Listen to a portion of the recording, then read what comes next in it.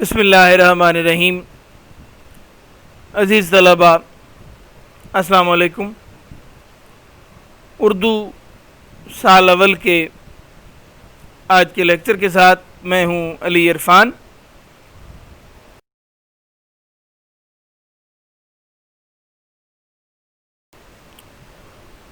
آج کے لیکچر میں ہمارا ٹاپک ہے تخت فرش پر حضرت علی اکبر علیہ السلام کا خطاب۔ مرزا سلامت علی دبیر اس نظم کے شاعر ہیں۔ پہلے بھی بات ہو چکی کہ یہ سلامت علی دبیر کے مرثیے سے اقتباس ایک حصہ ہے جو آپ کے سلیبس میں شامل کیا گیا۔ یہ آج ہمارا اس مرثیے کے حوالے سے دوسرا لیکچر ہے۔ پچھلے مرثیے میں ہم نے تعارف اور ایک بند کی تشریح دیکھی تھی اور مکمل مرثیے کی قرأت بھی کی تھی۔ آج کے لیکچر میں ہم اگلے کچھ بند کی تشریح دیکھنے کی کوشش کریں گے۔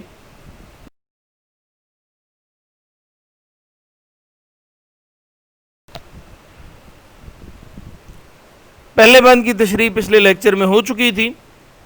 آج ہم دوسرے بند سے آگے بڑھیں گے۔ ایک عالم حیرت تھا چہ لاہوت چہ ناسوت، سب جرم سے تائب تھے چہ ہاروت چہ ماروت، سب خوف سے تھے زرد چہ خورشید چہ یاقوت، سکتا تھا سلاطین کو نہ تخت نہ تابوت، بے خود جو کیا روئے درخشاں کی چمک نے، بالائے زمیں ٹیک دیے ہاتھ فلک نے۔ پہلے ہم مشکل الفاظ کے معنی دیکھ لیتے ہیں۔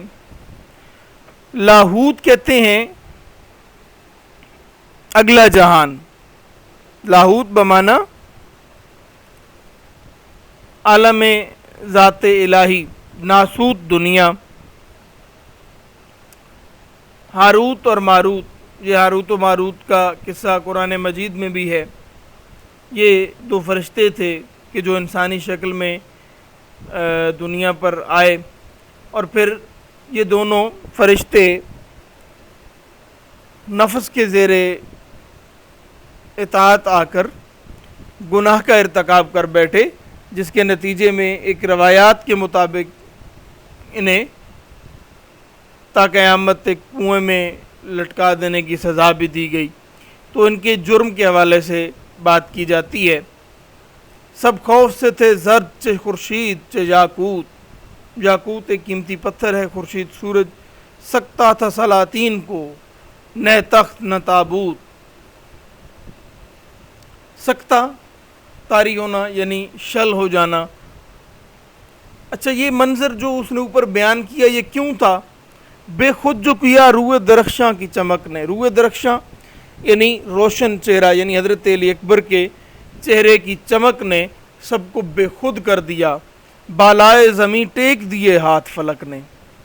اس حسن نے اس قدر، اس چمک نے اس قدر دنیا کو ششدر کیا کہ آسمان بھی اس حسن، اس جمال کو دیکھ کر حیران رہ گیا، اور اس نے بھی اپنے ہاتھ زمین پر ٹیک دیے، گویا اس نے بھی، آسمان نے بھی گرتے گرتے زمین کا سہارا لیا۔ تشریح کی طرف بڑھتے ہیں۔ اس بند میں حضرت علی اکبر کی میدان کربلا میں آمد کا منظر بیان کیا گیا ہے۔ شہزادہ علی اکبر اپنے گھوڑے پر سوار اس شان و شوکت کے ساتھ میدان کربلا میں وارد ہوئے، اس رعب و دبدبہ کے ساتھ میدان کربلا کی طرف آمد ہے حضرت علی اکبر کی، کہ مرزا سلامت علی دبیر فرماتے ہیں کہ چاہے یہ دنیا چاہے وہ دنیا، ہر ایک عالم حیرت میں غرق تھا اس منظر کو دیکھ کر۔ وہ شان و شوکت، وہ رعب و دبدبہ، وہ جاہ و جلال، کہ ہر ایک کی آنکھیں حیرت سے پھٹی ہیں۔ اس حسین و جمیل اور اس رعب و دبدبہ بھرے منظر کو دیکھ کر ہر ایک گناہگار اپنے جرم سے تائب ہوا جاتا ہے، وہ اپنے گناہوں کی معافی طلب کر رہا ہے، اور گناہوں کی معافی کے لیے ہاروت و ماروت کو درمیان میں لایا گیا، جن کے بارے میں نے بتایا کہ ایک روایت کے مطابق وہ گناہ کے مرتکب ہوئے اور انہیں بابل کے اندھے کنویں میں لٹکا دیا گیا۔ کچھ لوگوں کے نزدیک یہ روایت غلط بھی ہے۔ بہرحال یہاں جرم کے ساتھ جوڑ کے ہاروت و ماروت کو پیش کیا گیا کہ چاہے ہاروت و ماروت بھی ہیں جتنے بڑے گناہگار ہیں وہ اس رعب و دبدبا اور اس جاہ و جلال کو دیکھ کر اللہ کے حضور اپنے گناہوں پہ شرمسار ہیں اور معافیاں طلب کر رہے ہیں. سب خوف سے تھے زرد چہ خورشید چہ یاقوت. حضرت علی اکبر جب میدان کربلا میں آئے تو ان کی آمد نے لوگوں کے دلوں پر وہ ہیبت بٹھائی، وہ خوف لوگوں پہ بیٹھا کہ چاہے خورشید ہے اور چاہے یاقوت، سب کے چہرے زرد ہو گئے. چہرے زرد ہو جانا مراد بزدل پڑ جانا. اب خورشید سورج چمکدار ہے اور روشنی کی علامت ہے، یاقوت ایک گہرے سرخ رنگ کا اور چمکدار سرخ رنگ کا پتھر ہوتا ہے. لیکن یہ منظر ہے میدان کربلا میں حضرت علی اکبر کی آمد کا کہ ہر ایک کے چہرے زرد پڑ گئے، ہر ایک کے چہروں پہ خوف کے آثار واضح دکھائی دے رہے تھے. سکتہ تھا سلاطین کو نہ تخت نہ تابوت، سلطان بھی بادشاہ بھی حکمران بھی تخت اور تاج بھول گئے. انہیں نہ تخت کی خبر نہ تابوت کی خبر، بلکہ وہ سکتے میں آ گئے. وہ روب و دبدبا، وہ جاہ و جلال کہ علی کا پوتا حسین ابن علی کا بیٹا میدان کربلا میں اس جاہ و جلال سے آ رہا ہے کہ جس نے سب کو مبہوت کر کے رکھ دیا ہے. لشکر یزید میں کھلبلی پڑ گئی کہ یہ میدان کربلا میں کون جنگ کے لیے آ رہا ہے. بے خود جو کیا روئے درخشاں کی چمک نے، وہ چہرے پہ روب و دبدبا، وہ جاہ و جلال، اور ساتھ میں وہ حضرت علی اکبر کا حسن و جمال، وہ چہرے کی چمک، وہ نور کہ جس نے سب کو دنیا میں بے خود کر کے رکھ دیا. جس نے اس چہرے کی طرف آنکھ اٹھائی وہ بے خود ہو کر رہ گیا، وہ مبہوت ہو کر رہ گیا. یہ منظر آسمان نے بھی دیکھا، اور یہ منظر اس قدر دل فریب تھا اور اس قدر جس شان و شوکت والا منظر تھا کہ بالائے زمین ٹیک دیے ہاتھ فلک نے. آسمان بھی گرتے گرتے بچا اور آسمان نے بھی زمین پر اپنے ہاتھ ٹیک کر زمین کا سہارا لیا. اب زمین پر ہاتھ ٹیکنا دو مفہوم ہے، یا تو آسمان نے زمین کا سہارا لیا اس لیے زمین پر ہاتھ ٹیک دیے، دوسری طرف زمین پر جھک جانا کہ جس مقام پہ علی اکبر ابن حسین علیہ السلام اس وقت موجود ہیں، زمین کے اس خطے کو یا اس ٹکڑے کو آسمان نے بھی سلامی پیش کی. یہ دونوں مفہوم آپ اس مصرے سے لے سکتے ہیں. آگے بڑھتے ہیں. راہوار کے کاموں سے زمین چرخ میں آئی، پر ارک ارک ہو گیا وہ حق کا فدائی.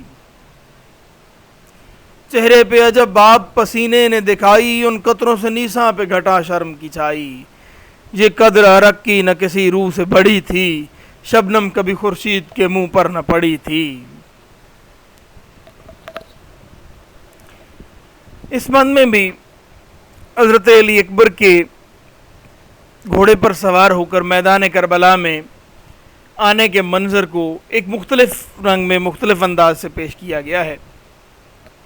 اچھا، کاموں گھوڑے کو جب گھوڑے پہ سواری کرتے ہیں، گھوڑے پہ جب سوار پہلی مرتبہ سوار ہوتا ہے تو وہ گھوڑے کو گھماتا ہے ایک چکر میں، تو اس کو گھمانے کو کاموں کہتے ہیں. راہوار کے کاموں سے زمین چرخ میں آئی. اس گھوڑے نے یعنی حضرت علی اکبر کے گھوڑے نے جب میدان کربلا میں چکر کاٹا، گھوڑے کو حضرت علی اکبر نے میدان کربلا میں دائرے کی صورت میں چکر لگوایا تو زمین چرخ میں آئی. گویا زمین آسمان کے ہم پلہ ہو گئی، زمین چرخ میں آ گئی، زمین آسمان کے ہم پلہ ہو گئی. پر ارک ارک ہو گیا وہ حق کا فدائی. چونکہ میدان کربلا میں گرمی بہت شدید تھی، اس گرمی کے حوالے سے ہم نے مرثیوں میں بھی پڑھا، تاریخ میں بھی پڑھا، شدید دھوپ پڑ رہی ہے، گرمی کا عالم ہے، تو ارک ارک ہو گیا وہ حق کا فدائی. ارک ہونا مراد پسینہ آنا. حضرت حق کا فدائی مراد حضرت علی اکبر. حضرت علی اکبر کے چہرے پر پسینہ نمودار ہوا، چہرے پہ عجب باب پسینے نے دکھائی. اب امام علی مقام کے فرزند حضرت علی اکبر کے چہرے پر پسینے کے قطرے نمودار ہوئے ہیں اور اس پسینے نے ایک عجب چمک دمک دکھا دی ہے. چہرے پر جب پسینے کے قطرے نمودار ہوئے تو گویا اس حسن و جمال میں مزید اضافہ ہو گیا. اور وہ جو چہرے پہ پسینے کے قطرے نمودار ہوئے وہ کس قدر، اب یہ منظر نگاری مبالغہ آ رہی نو ڈاؤٹ اس میں ہے، منظر نگاری دیکھیں کہ چہرے پہ وہ جو پسینے کے قطرے نمودار ہوئے، ان قطروں سے نیساں پہ گھٹا شرم کی چھائی. نیساں ایک مخصوص مہینے کا یا مخصوص موسم کا ایک بادل کہ جس میں سے بارش ہمیشہ ہوتی ہے، جو کبھی بارش قطع نہیں جاتی. آب نیساں بھی کہتے ہیں اسی کے بارے میں کہ اسی آب نیساں کا ایک قطرہ سیب کے منہ میں چلا جائے تو وہ گوہر بنتا ہے. تو بارش کی بارش کے ان قطروں کو بھی ان پسینے کے قطروں کے سامنے شرمندگی محسوس ہوئی. ظاہر ہے کہ بارش کے قطرے ایک انتہائی خوبصورت اور حسین و جمیل منظر پیش کرتے ہیں، لیکن رخ علی اکبر پہ آئے ہوئے پسینے کے قطروں کے سامنے بارش کے ان قطروں کو یا بارش کے ان پانیوں کو شرم محسوس ہونے لگی، ان پر شرم کی گھٹا چھا گئی. محاورہ ہے شرم کی گھٹا چھانا، یعنی شرمندہ ہو جانا. اب یہ منظر نگاری، یہ قدر عرق کی نہ کسی روح سے بڑی تھی. پسینے کی جی عزت، یہ منزلت، یہ قدر و قیمت کسی رخ پر پڑنے سے نہیں بڑھی تھی. بڑھنا، قدر بڑھنا، عزت میں اضافہ ہونا. شبنم کبھی خورشید کے منہ پر نہ پڑی تھی. اب ایک بڑا خوبصورت منظر پیش کر دیا مرزا دبیر نے. آخری مصرے میں ایک خوبصورت استعارے کا استعمال ہے کہ حضرت علی اکبر کے چہرے پہ پڑنے والا پسینہ جو ہے، پسینے کے جو قطرے ہیں وہ گویا ایسے تھے کہ جیسے سورج کے چہرے پر شبنم کے قطرے پڑے ہوں. سورج پر شبنم کبھی نہیں پڑ سکتی، اس لیے حضرت علی اکبر کے چہرے پر آنے والے پسینے سے پہلے ان پسینے کے ذرات کی کوئی اتنی قدر و قیمت نہیں تھی. لیکن یہ حضرت علی اکبر کے چہرے کی بدولت ان قطروں کی قیمت بڑھی کہ جب وہ حضرت علی اکبر کے چہرے پر وہ نمودار ہوئے تو ان کی قدر و منزلت بہت بڑھ گئی، گویا خورشید کے، سورج کے منہ پر شبنم کے قطرے پڑے ہوں. ایک خوبصورت منظر بیان کیا گیا ہے. ماتھے کا عرق پاک کیا انگلی سے بارے، سورج سے کیے دور مہے نو نے ستارے. حیدر کے لب و لہجے میں لشکر کو پکارے، ہاں غافل و آگاہ ہو رتبے سے ہمارے. اللہ کے بندے ہیں پا اللہ نہیں ہیں، بندے مگر اس طرح کے واللہ نہیں ہیں. اس بند میں ایک اور خوبصورت منظر دیکھیں.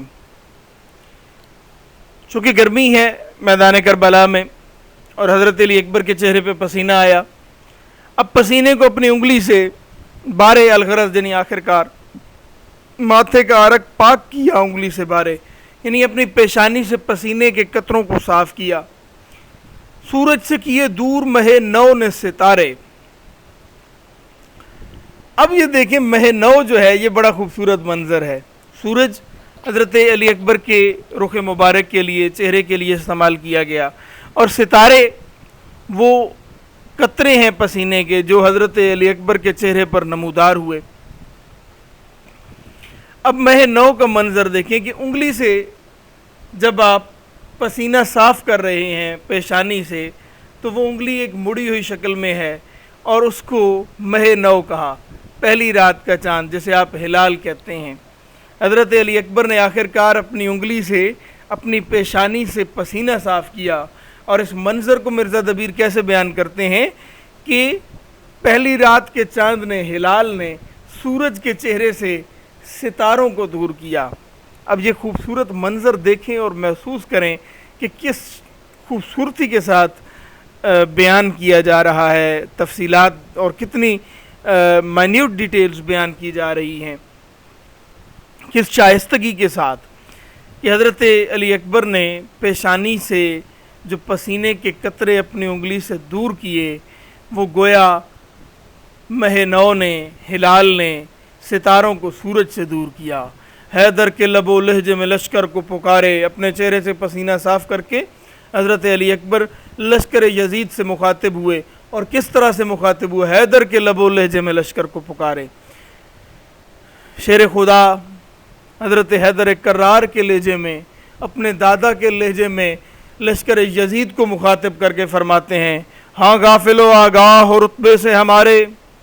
اے غفلت میں پڑے ہوئے لوگوں، اے غفلت کا شکار اور ذلت کی گہرائیوں میں گر جانے والے لوگوں، کیا تمہیں ہماری قدر و منزلت معلوم ہے؟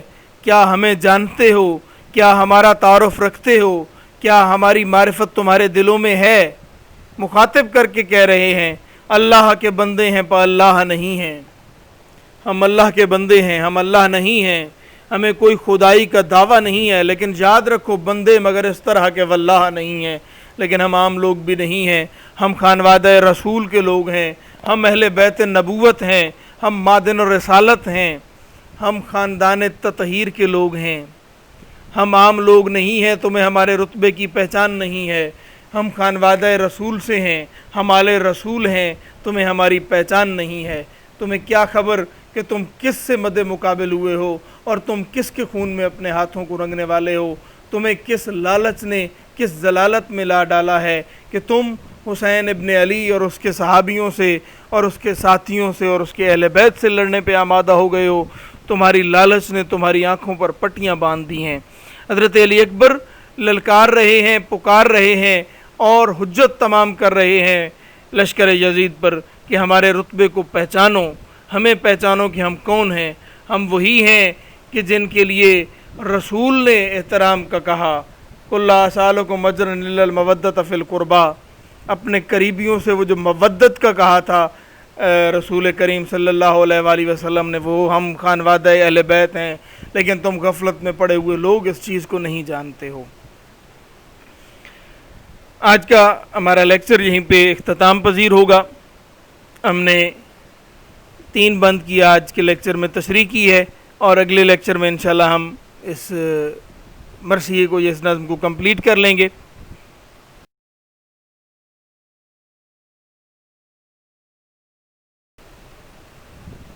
جی، ہوم ورک یہ ہے کہ نظم کے بند نمبر 2 تا 4 کی تشریح لکھیں، یعنی آج ہم نے جو 3 بند پڑھے، دوسرا، تیسرا اور چوتھا، ان کی تشریح آپ لکھ کر لائیں گے، تیار کر کے لائیں گے، مختصر سا ہوم ورک ہے۔ اس کے ساتھ ہی ہمارا آج کا لیکچر اختتام پذیر ہوتا ہے۔